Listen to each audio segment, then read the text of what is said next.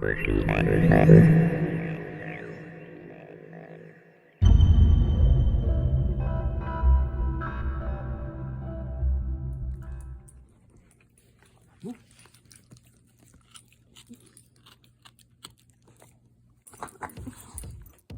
guys, for today's episode of Off the Cuff, I thought I'd take a look at a particular cuff that's been getting a lot of chatter on the handcuff forum lately, and I'm not really sure why, but it's a cool cuff nonetheless. I thought we'd take a closer look at it. And this edition's cuff is the Strauss. I actually have two pairs of the handcuffs, but I'm only going to show you this one because the stamping's way clearer than it is on this one. It says Strauss Engineering Company Incorporated, patent pending,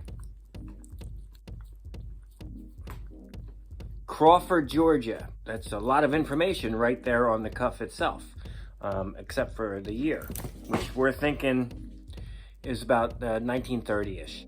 That's pretty much what the general consensus is. But I just wanted you to see the stamping right above the keyhole.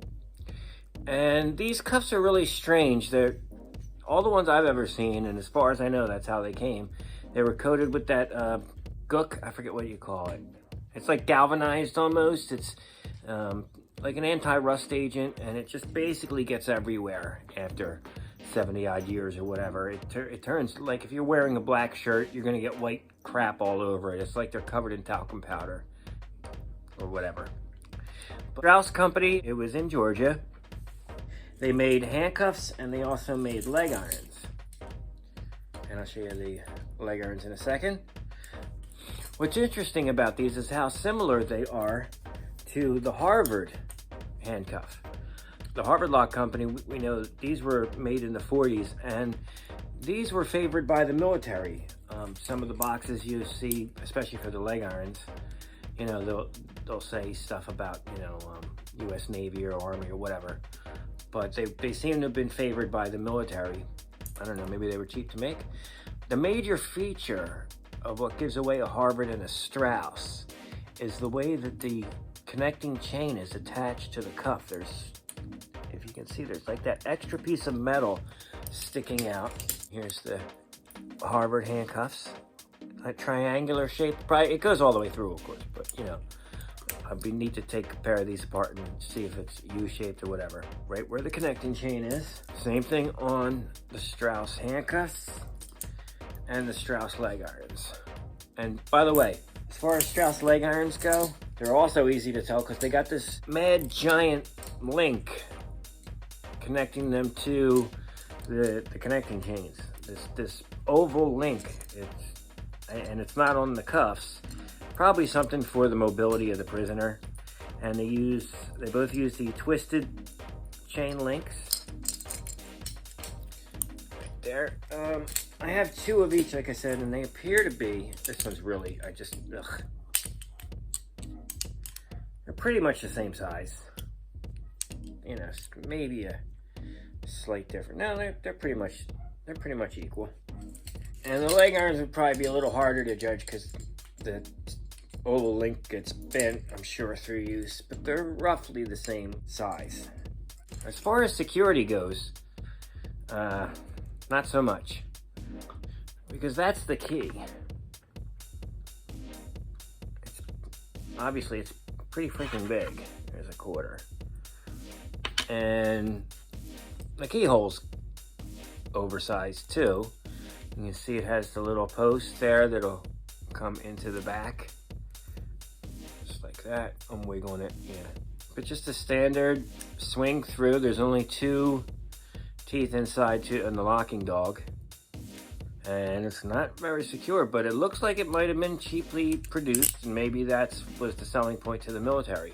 There's an interesting story about these. You have a minute? About me and the Strauss leg irons. When I was about 17, by the way, these are the first leg irons that I ever bought. I'll tell you how I got them. When I was about 17, I took some early courses at a college in Kutztown, and unbeknownst to me, there was the extravaganza going on one weekend.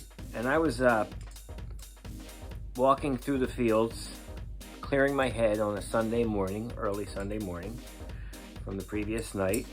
And I stumbled through the woods, and it was just like Xanadu. I just saw thousands of antique dealers spread out in front of me over this giant farm-like place that I've never been before. I had no idea this place existed, and I'm just walking through woods because I like, you know, checking out the animals or whatever, and just having a quiet Sunday morning walk in the fall. And when I saw it, it was amazing. It was all over there. This is back when the extravaganzas attracted people from all over the world. So I'm walking through this place I'd never been before, and there's thousands of dealers all over. I mean, it was like acres and acres of antiques. And this guy had 2 milk crates. One was filled with handcuffs, and one was filled with leg irons. And they were all the same. They were all Strauss.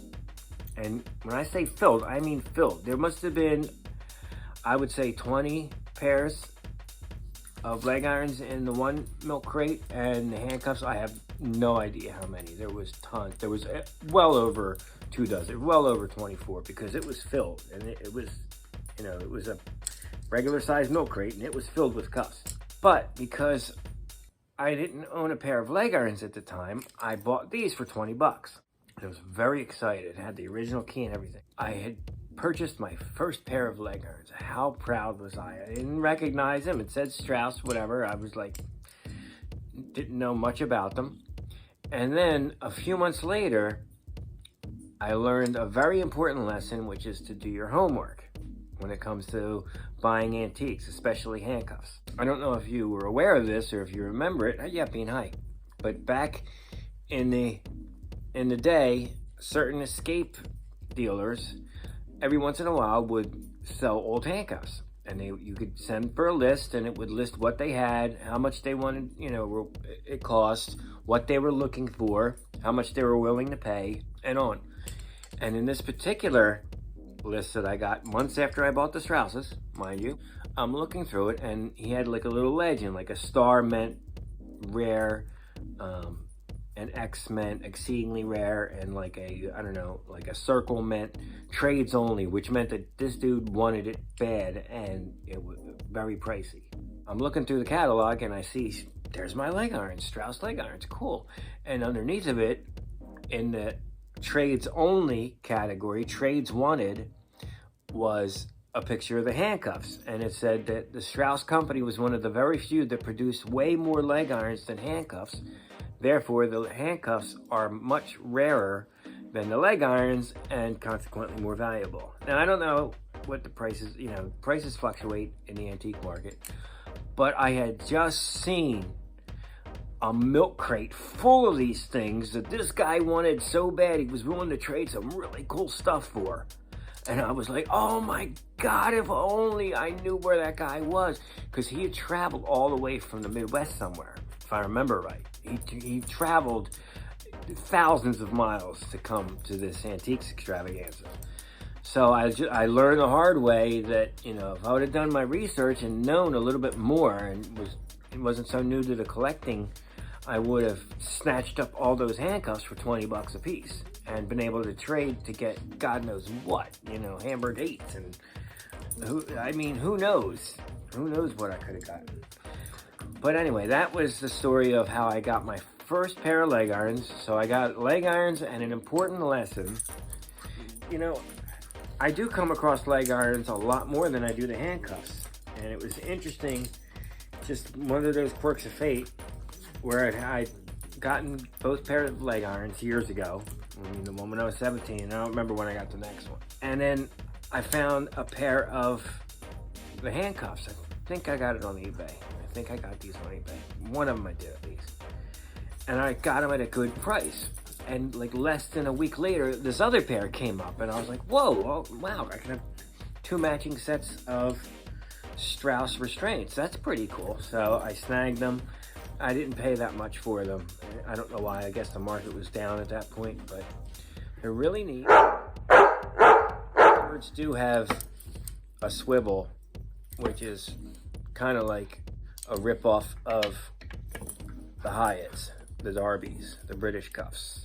So they stole that from the British, and this part that connect the the design, overall design from Strauss. Now there's one other difference between the two as far as the leg irons go, and they're both single locking, by the way. Look at the bow of the Harvard right here. It flares out, it gets wider there, kind of like the new Smith & Wesson. But on the leg irons of the Strauss, it doesn't. So that's a difference in design right there. They made this part thicker.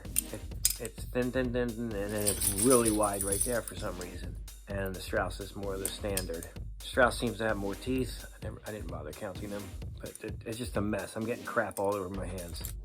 I actually have a pair of towers with the same kind of coating, handcuffs and leg irons. And the handcuffs, my dad, who was in the Navy on shore patrol too, one of his duties, said that he remembered those towers double lock handcuffs coated with that stuff so that they wouldn't rust, because he was in the Pacific Theater. So that I know, just from firsthand, you know, talking to a guy who actually handled them before. Chain, you know, twisted, so cheap, wasn't manufactured specifically for restraints. You just buy a big roll of chain and cut off whatever length you need. Same thing with the cuffs, the twisted link, so I believe that was probably cheaper too. Oh, by the way, the keys work in the handcuffs and the leg irons too. Now, I don't know of any examples of, say, belly chains or Strauss on a bar or anything like that, or variations like a 3-cuff unit or anything. I've never actually come across anything like that, and I kind of doubt that we will, because if you're making stuff as cheaply as possible and using, you know, I mean, it looks like they're stamped out. If you're production, trying to keep your production costs down, you're not going to want to experiment with too many different things, because then it's another die you have to set, and you know, another machine to make specific parts or whatever. This way, I mean, they probably could make them on the same machine, the internal parts anyway, and just different size stampings for the cuffs versus the leg irons. You know, it's because it's the same chain, it's the same everything, same keys. So there's very, very few things that you would have to invest more money in unless you were going to make more variations. And it didn't look like they were interested in making variations. It seemed like they just wanted to get the money, get the product out, boom, boom, move on. So, and maybe with the end of the war, I guess that's around the time they probably stopped really making them, or it morphed into Harvard, and then they just phased out in the 50s. But you know what, I also, as far as the Harvard goes, the handcuffs anyway, I do see them in the collections of retired police officers a lot. And they did come into different finishes, but we'll talk about Harvards another time.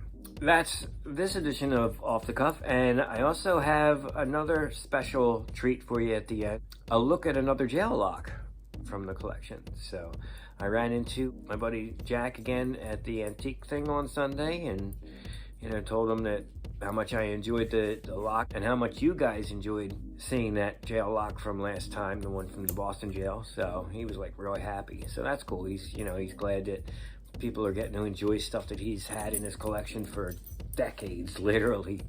Tune in again next time, and be sure to subscribe. Yeah, they're all dressed up for Halloween.